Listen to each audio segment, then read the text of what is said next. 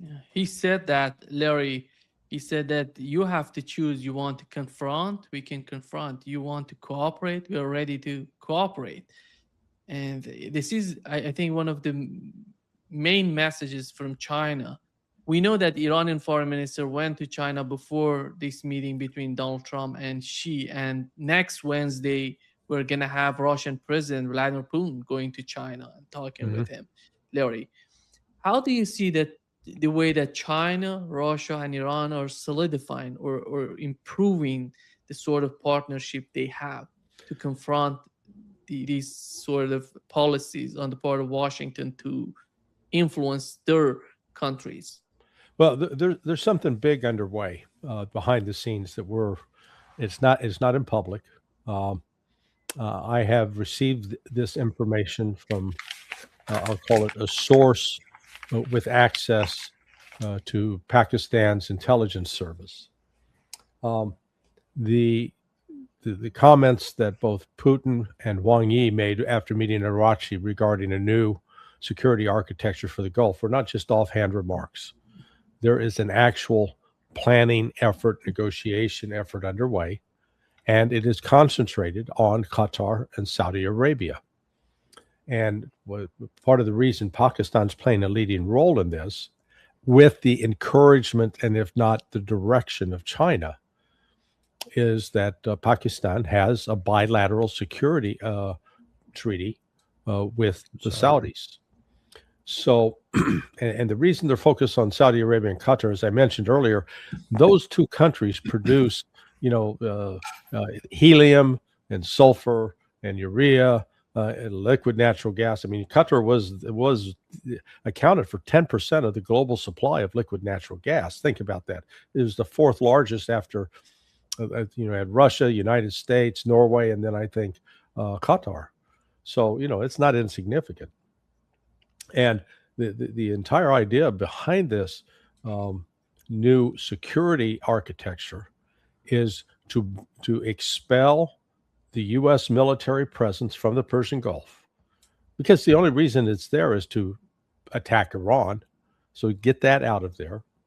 To create an incentive for both the Saudis and the Qataris to distance themselves from the United States. Because in the past, part of that relationship of having the security blanket of Uncle Sam was you also had to buy Uncle Sam's treasury bills, and you had to buy Uncle Sam's, shitty military equipment. Well, now that's starting to go away. And so Iran Iran's not just a passive observer in this. Iran is directly involved in coordinating with both China and Russia, and China is playing a major role here.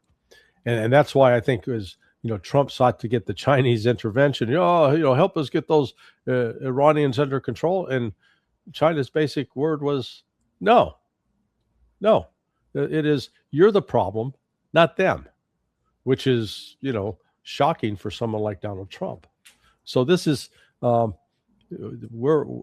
it's not they're not announcing this. It's not, but this is happening behind the scenes, and I think this is terribly significant. Larry, And is just that related to this sort of news that came out about non-aggression pact between, because they're Not talking about a new pact between Iran and Arab states, yes, basically yes. Saudi Arabia and Qatar. Oh yeah, It's called non-aggression pact. yeah. absolutely.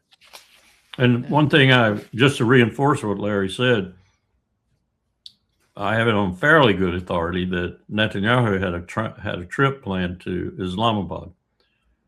But what's happening right now has delayed that. But I'm quite confident that one of the things he wants to do is start a, diplomatic action and otherwise to counter some of this, because he sees it as being counter to his interest, as well he should. His political turmoil right now, though, is deepening every moment. I don't know what's going to happen. The vote of no confidence procedure in the Knesset is very different. And I think what he's done is forestall a precipitate vote of no confidence by simply going for the bigger one, which puts it out to almost when an election would be anyway. So he feels like that he's got the time to regain lost ground and such. And frankly, there's no one in the opposition who looks like they're any better than Netanyahu. And that's got voters probably puzzled as to whom they might vote for. But he's concerned about what's happening. There's no way he doesn't know about what Larry just said. Yeah. Colonel, here is what Donald Trump said about the reason of the war on Iran. Need it at all? We don't need it at all. Fair enough. So, Well, I mean, you could make the case, like, why are we even, we're doing it to help Israel and to help Saudi Arabia and to help Qatar and UAE and, Kuwait and other countries, Bahrain. it also helps China. And I told them today, I said, we're helping you. And we're helping you in another way because I don't think China wants Iran to have a nuclear weapon either. I said, they're stone cold crazy. You don't need them having a nuclear weapon either. What did he say? What did he say? Well, he's not going to respond too much. He's a pretty cool guy. He's not going to say, "Oh, gee, that's a good point." I think he might. What's he going to do? Oh, Say, I mean, what a wonderful point. You think he agreed? Yeah, I think that was the impression. I don't think he wants them to have. No, he would like to see it end. But he's been good about it, Hannity's leading the person he's interviewing is so obvious. I think he must have got lawyer training. Yeah. Colonel, what he said about the reasons for the war is about Israel, Saudi Arabia, and Qatar. I don't see that happening in Saudi Arabia and Qatar. They don't see this war as though helping them in any aspect. Exactly the opposite. They see how this war is hitting them, is destroying their countries, their economy. Exactly the opposite. You're perfectly right there. We forget, some people do anyway, that China was a very vested party to the JCPOA. And China showed during that time, through its negotiating and through its diplomacy, that it was indeed concerned about another violation of the Non-Proliferation Treaty and another nuclear power. And it was convinced that the diplomacy that was going to take place with the Europeans and with us and others was going to be successful and would be good because they didn't want another nuclear power in the world. I don't think any of the vested nuclear powers want other nuclear powers in the world. Not really. In fact, I would say that the better amongst them want the numbers to go down, not up, but at best, or at worst, to stay stable. So China was all for that. But China has seen what has morphed out of that with Donald Trump in particular. And Joe Biden, I can't let him out of this bag either. Since that JCPOA, and Biden was an enemy of the JCPOA because Blinken and Sullivan, his right-hand men as vice president, were an enemy of the JCPOA. They dared not let Obama get any sign of it, but they were. And they showed their true colors as soon as they came out, just like they did toward Cuba. Rapprochement achieved, positive relations developing, they killed it. They murdered it in its crib. So a lot of the blame goes back to Biden, not only for that, but for Ukraine and a host of other things that we did very badly in his time, mostly due to Blinken and Sullivan. I don't know if Biden was even sentient at the time. So you've got a situation now where China has changed completely because of what we've done. I'm not saying they're in favor of Iran getting a nuclear weapon. I don't think they are. Just as I said, in general, they're not in favor of that. But they have changed because we have forced them to change. And this is one of those things that I was talking about that Xi has told people to watch very carefully. Because if there is something the United States is doing that is disturbing our march toward championship, we want to do something about it. And that's where he is now. And he is doing something about it as best he can. Yeah. Larry, when it comes to the Iranian nuclear program, it didn't seem that China didn't respond to that comments of Donald Trump. But we know that Iran doesn't want nuclear weapon. It is not something new to announce that let's condemn Iran pursuing nuclear weapons. They don't want it. That's why they were negotiating with the United States before this war started. Yeah, well, look, number one, I would ask anyone that has not read the JCPOA that agreement that was inked with Iran. Please go read it, because the amount of propaganda that's put out about it is just it's absurd, because you realize it was a robust agreement. Now, one of the propaganda lines in the West is that, oh, Obama gave all these billions of dollars to Iran. Well, number one, their money. yeah, it was their money. They had paid to U.S. arms dealers money that was, this was when the Shah was in power. So Iran had purchased weapons that were to be delivered to Iran. And then once the Shah went away, the United States, we're just going to keep the damn money. Well, the courts then decided, no, you can't do that. But the United States has continued to hold it. But the other thing to recognize is when that JCPOA was signed, both China and Russia at the time agreed to enforce pretty onerous sanctions on Iran if it didn't comply. And this is what makes it even more astonishing how stupid Donald Trump was in abrogating and tearing up that agreement. Because if the goal really was to prevent Iran from acquiring a nuclear weapon, that did it. But again, as I've argued before, the whole issue about Iran getting a nuke, that's just a sideshow. It's just an excuse to go in and to try to find a reason to destroy the Iranian government. Because when you explain to people that at least within Shia theology, the Shia are very consistent in that it is a sin to kill non-combatants. It's okay, guys carrying guns and shooting back at you, you can kill them, that's okay. But you don't kill women and children, you don't slaughter innocents. And it's quite different from the Wahhabi and Deobandi philosophy. And that's why that's one of the principal reasons behind the Ayatollah Khamenei's fatwa against a nuclear weapon. Because a nuclear weapon is an indiscriminate weapon that kills innocents. And that's why it's a sin. And so you've got to applaud the Iranian Islamic Republic for at least having some shred of humanity that Israel and the United States clearly do not. So the fact that China's presented, you want to help us keep Iran from getting a nuclear weapon? Yeah, sure, because they're not trying to get one.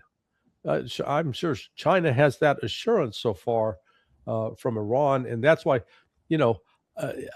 while for those who are in, of a Hollywood movie mentality, yeah, get the nuke and that'll put you on even keel. The fact of the matter is, Iran, with its conventional weapons, conventional ballistic missiles, is proven a formidable foe that has defeated a world superpower and one of the leading militaries, if not considered the most powerful military in the Middle East. Iran stopped them. And that has, the rest of the world is watching going, how about that? Maybe the West is not as tough as we thought they were. Nima, this is the one place where I will take exception to what Larry just said. I don't think we have what we had with the Ayatollah. I think what we have right now is a very, very rational military force, the IRGC, in charge of Iran for all intents and purposes. And I think what they have concluded, despite some of their Islamic leanings, if you will, which Larry elaborated on, and I agree with that to this point, I think they have a undisclosed facility deep underground, and I think they are very capable of now making a warhead, matching it with one of their faster missiles, and somehow, as the North Koreans did, announcing it. How they'll do that, I'm not quite sure. But I'll remind everybody that China was deadly opposed to all the Kims, Kim Il-sung, Kim Jong-il, and Kim Jong-un, getting a nuclear weapon. They were our most potent ally.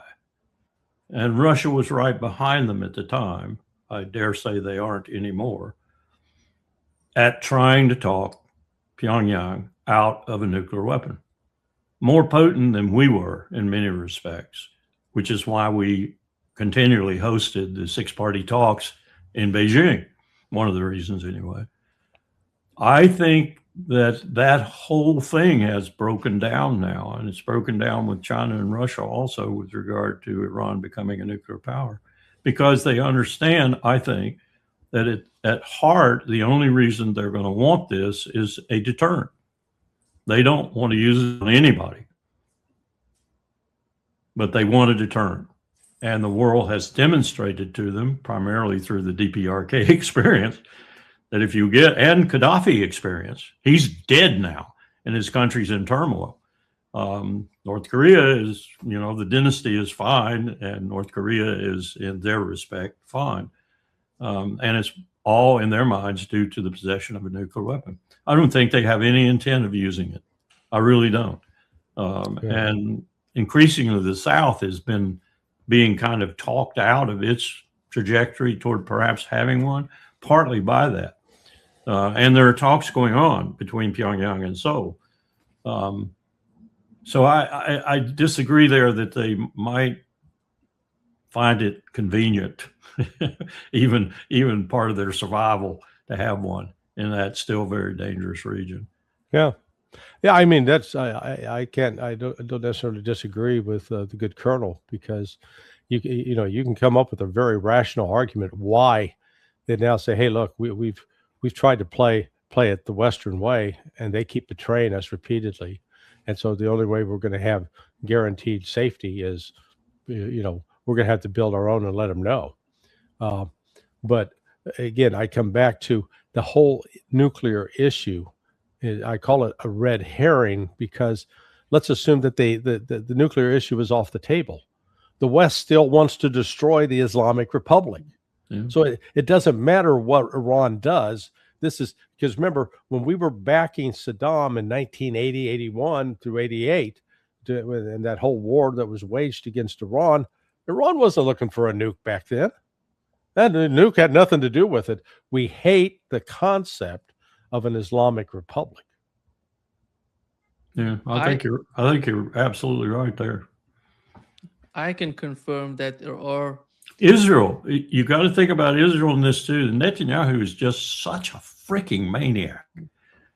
I have no doubt that he would use a nuclear weapon, and I'm sure they feel the same way in Tehran. Exactly, Larry. That's the main critical discussion right now in Tehran among the high-rank people about what are they going to do with Benjamin Netanyahu and Israel if they decide to do something against Iran with nuclear weapons, if they decide to attack Iran each and every 2 months, each and every 6 months. What would be the response from Iran, and how they can reduce that sort of threat?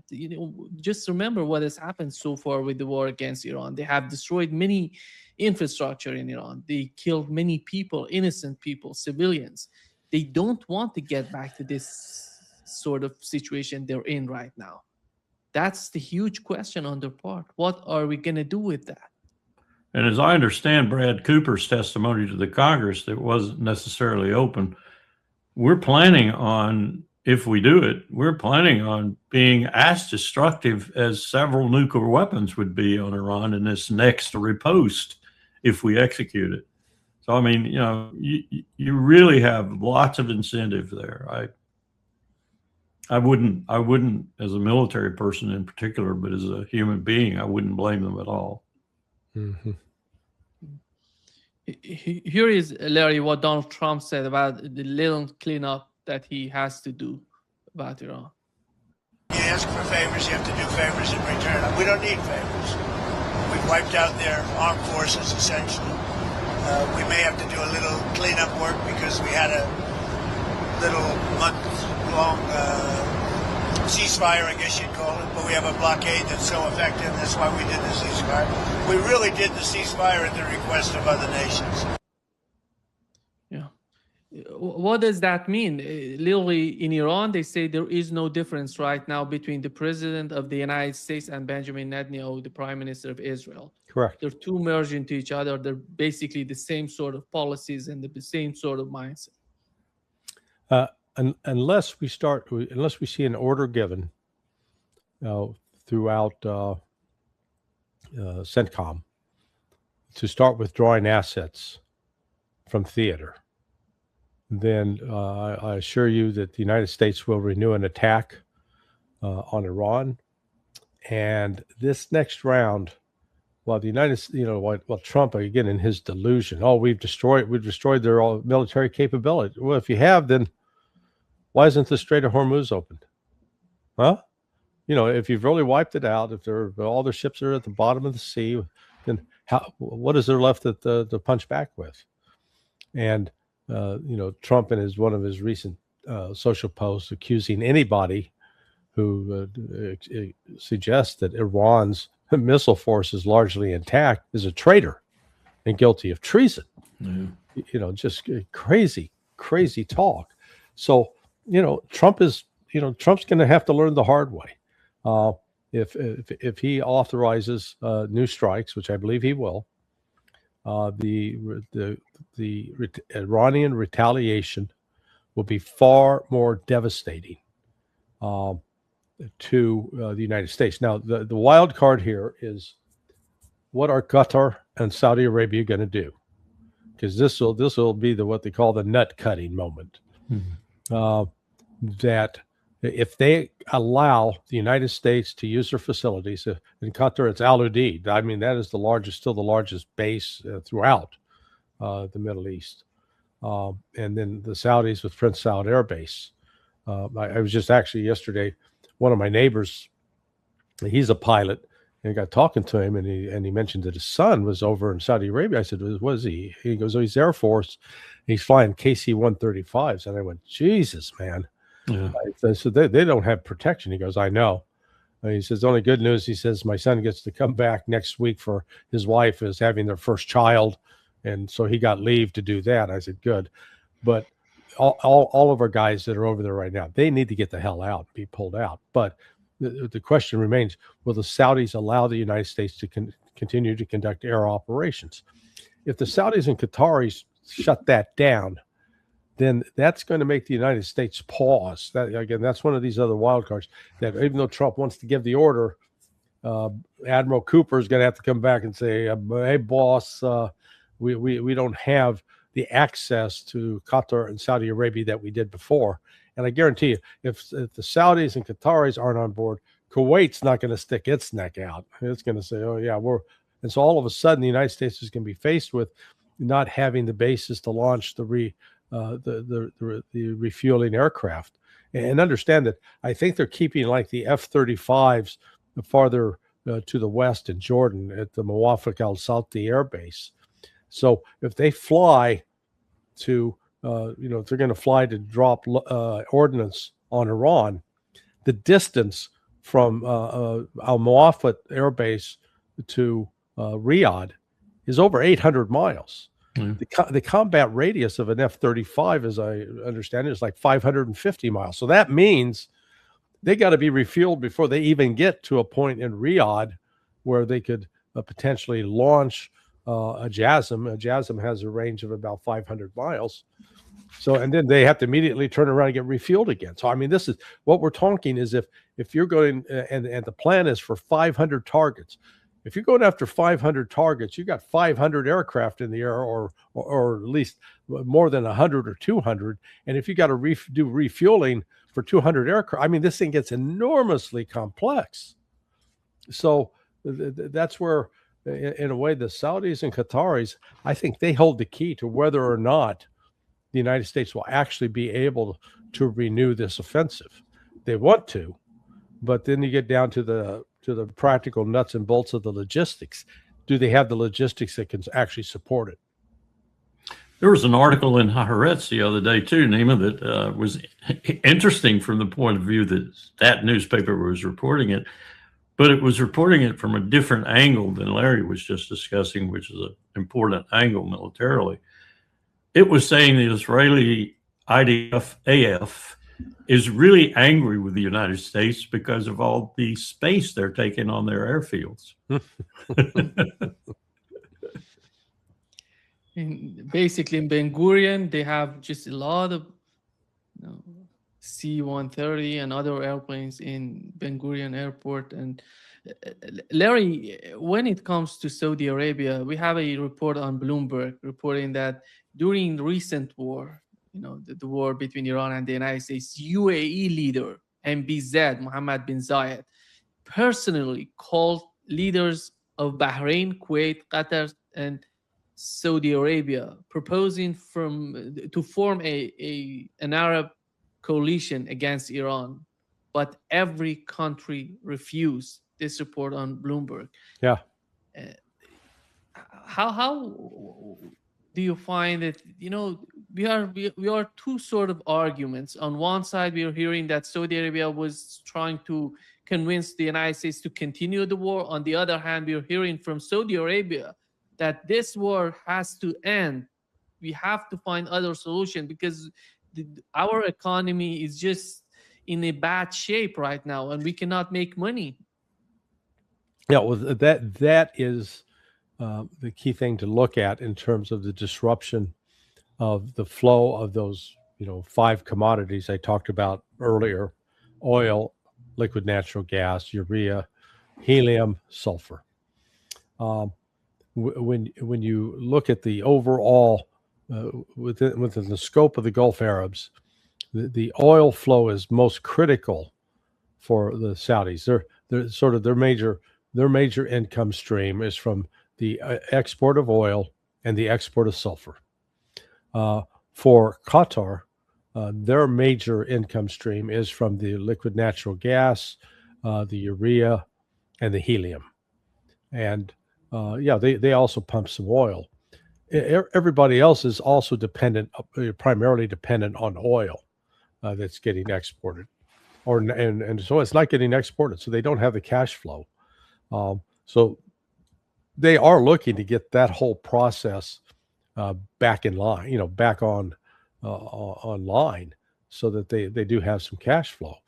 And this is where the UAE is now in a bit of trouble, because before they still had Fujairah port, which was on the Gulf of Oman. So it was considered outside of the Strait of Hormuz, and was not easy for Iran to block it. Well, Iran blew it up. And now they don't have that anymore. So their cash flow is cut off.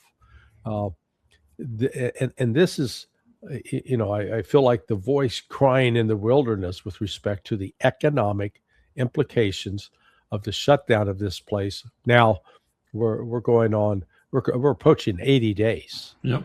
And it is the global impact on the shortages is significant. Just as an example, here in the United States, it was Shell and Mobil Oil informed Costco and Walmart. So the two big, these are big stores which sell cut rate items. They said, all that oil we give you or we sell you that you put on your shelves for people to do their own oil change in their vehicles, we don't have anymore. So those shelves are now going to be empty. The Toyota issued a bulletin to its U.S. distributors that, hey, usually they use like 8-weight oil for oil change. They're now saying, well, you can use 16 weight or 20 weight because we don't have any more of the 8-weight, and the other is going to be scarce too. So this is, starting now to hit. Watch out! I'm getting an oil change next week. Yeah, get it while you can, my friend. Get it while you can. So this cascade effect is starting, and it is significant. And that's the problem is it's not until the full rage of this economic punch in the gut becomes so apparent that Trump is actually going to have to cave. And we saw Trump just before he got on the plane, when he was asked about the economic circumstances for Americans, he basically said, I don't care, not my problem. Well, it's going to become his problem. You watch. In fact, today, during this whole China trip, the stock market had soared up to over 50,000 again. It's dropped now about 500 points at the Dow Jones. It's down on the NASDAQ as well, and the S&P. It's starting to fall. And the realities of the supply shortages are going to start hitting. They're hitting this week. It's going to be worse next week. It's going to be worse the week after.